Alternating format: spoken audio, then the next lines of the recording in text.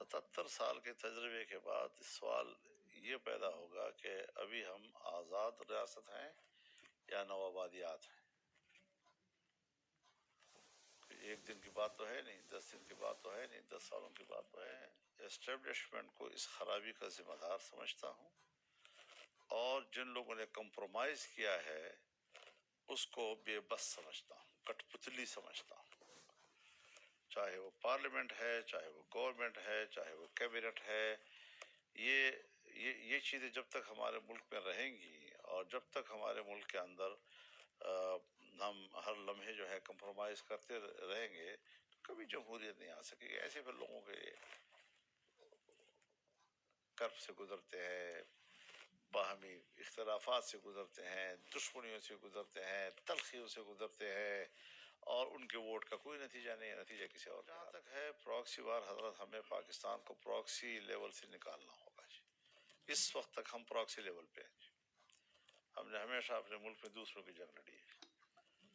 افغانستان میں کسی کو یہ شکلیں پسند نہیں ہیں تو اب ان کی ذمہ داری پھر ہم لے رہے ہیں جی.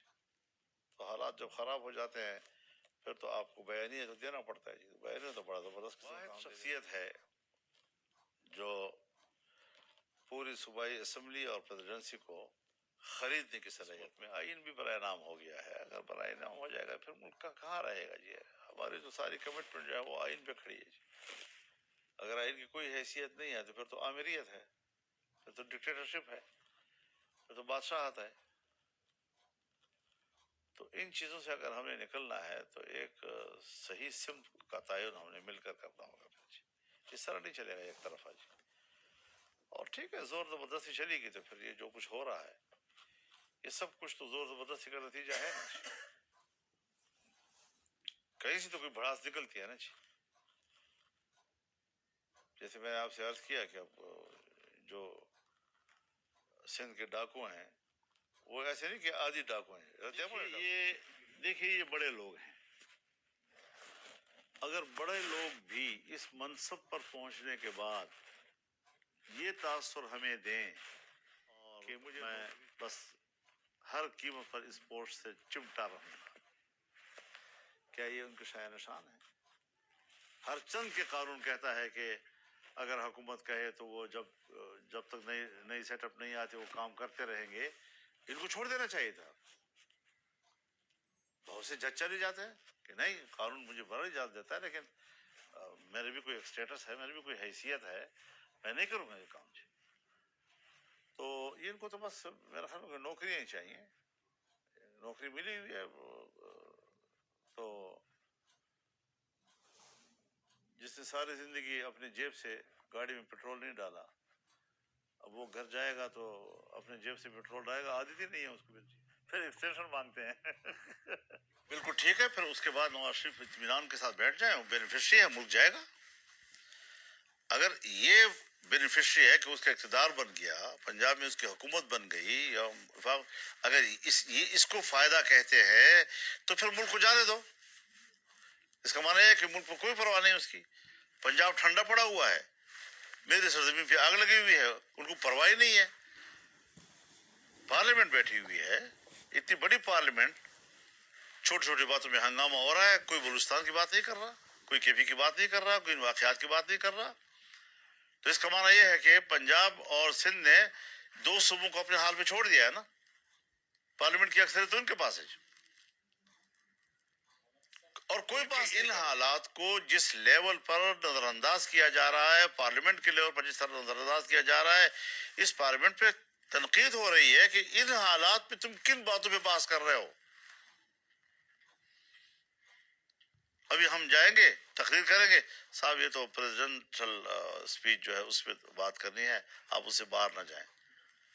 ہم نے ان کی فصاحت و بلاغت کا تجزیہ کرنا ہے کہ یہ جملہ بہت خوبصورت کہا ہے اور انہوں نے یہ بات بڑی خوبصورت کہی ہے.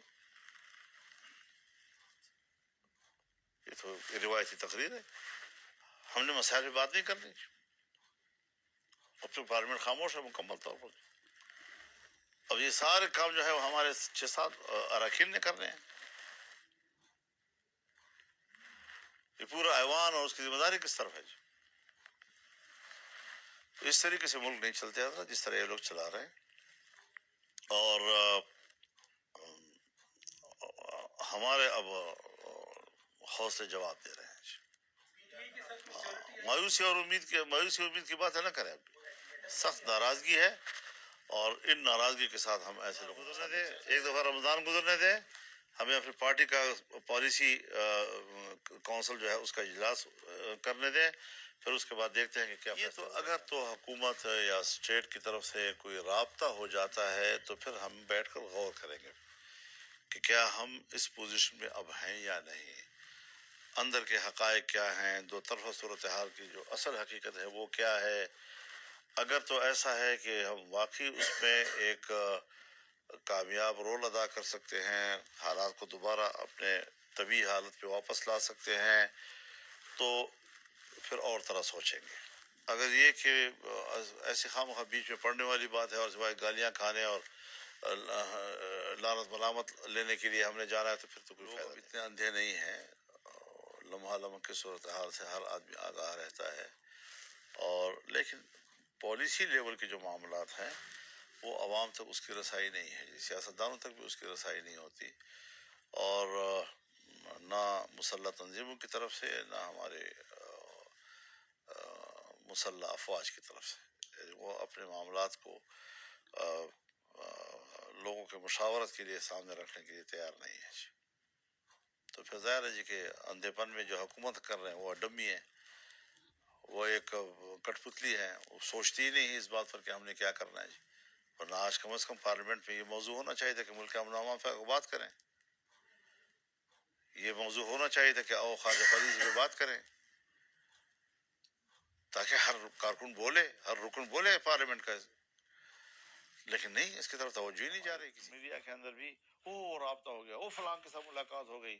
حضرت خفیہ ملاقات ان کی ضرورت ہے, میری ضرورت نہیں ہے. میرے ساتھ چوک پہ بیٹھ کر بات کریں, مجھے کوئی پرواہ نہیں اس بات کی. لیکن ایک فریق بھی اگر کہتا ہے کہ آپ نے اس کو راز رکھنا ہے تو دوسرے پر واجب ہو جاتا ہے کہ وہ راز رکھے. شریعت کا مسئلہ یہی ہے کہ اگر ایک فریق بھی کہہ دے کہ بھئی یہ بات میرے اور آپ کے بیچ میں ہے تو دوسرے پر لازم ہے کہ وہ اس کو خفیہ رکھے. میں کس حد تک یہ بات کروں نہ کروں, اصل چیز یہ ہے کہ پی ٹی آئی کی لیڈرشپ جیل میں ہے, باہر یکسوئی نہیں. اب اس طرح کے گدلے پانی میں داخل ہونے کے لیے تو 100 دفعہ سوچنا پڑتا ہے پھر جی. تو ایک ہے مجموعی ماحول کہ جو تلخیاں کسی زمانے میں تھی, جو سخت رویے تھے, اس میں تو کافی فرق آ گیا ہے. بات چیت کریں, کس سے کریں, کس وقت کریں, کون اتھارٹی ہے, یہ مسئلہ ہے. میں تو خود احتیاط کرتا ہوں اپنے لیول پر. اگر کوئی ان کا بندہ ہمارے خلاف بیان دیتا ہے تو میرا جواب ہمیشہ یہ ہوتا ہے, آپ لوگوں نے بھی سوال کیے ہوں گے کہ بھئی یہ ان کا معاملہ ہے. اگر میرے خلاف کسی نے بیان دیا ہے تو پارٹی خود نوٹس لے اس کا, کیونکہ میں پارٹی سے بات کر رہا ہوں, میں کسی شخصیت سے بات نہیں کر رہا ہوں جی. تو پارٹی خود اس کا نوٹس لے. لیکن بعض اوقات کچھ چیزوں کی وضاحت کے لیے اگر وقتی طور پر کامران صاحب کو کسی کے بیان کے جواب میں کچھ وضاحت کرنی پڑی ہے تو وہ اس وضاحت کی حد تک ہوتی ہے, اور وہ بھی کرنی پڑتی ہے کیونکہ پھر ابہام رہ جاتا ہے کچھ چیزوں کا. تو وہ معمول کی سیاست کا ایک حصہ ہوتا ہے. اس میں کوئی کسی کے ساتھ جھگڑا کرنا یا تلخی پیدا کرنا نہیں. لیکن بعض دفعہ ایسے بیانات کسی ایک کی طرف سے آ جاتے ہیں کہ اس پر بدلے میں پھر مقابلے میں کچھ چیزیں آن ریکارڈ ذرا واضح کرنی پڑتی ہیں. تو کامران صاحب نے اسی حد تک ابھی تک تو کوئی دراڑ نہیں آئی باوجود کی حساب ہو چکی ہے, لیکن کوئی دراڑ آئی نہیں ہے. یعنی ایسی کوئی مسئلہ نہیں کہ رکاوٹ بن جائے.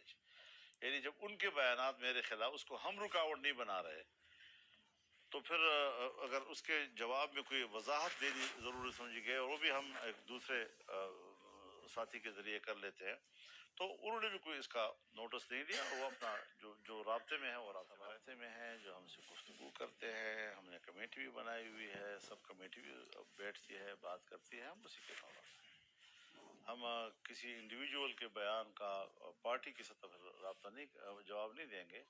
البتہ اگر کوئی کسی ایسی بات کی کوئی وضاحت ہو جائے ذرا تھوڑی سی کہ اصل بات کیا تھی، تو اس پر اگر کامران صاحب نے بات کی ہے، باقی ہم کسی کا وہ نوٹس نہیں لیتے. اور وقاص جو ہے وہ جنگ کے ہیں، شیخ وقاص صاحب. اور میرا ان کے ساتھ اس دور میں جب کہ ہم اسمبلی میں آئے ہیں ملاقات نہیں ہے اور نہ رابطہ ہوا ہے. پتہ نہیں ہے وہ شکل و شباہت اور رویے دونوں حوالوں سے کیوں تبدیل ہوا ہے، یہ ان کا مسئلہ ہے. لیکن میں خاندانی لحاظ سے ان کو جانتا ہوں اور میں ان کا ہمیشہ احترام کرتا ہوں. ان کے بزرگوں سے ہمارے بزرگوں کا تعلق رہا ہے اور ہمیں اس کا ہمیشہ لحاظ ہوتا ہے. تو ہم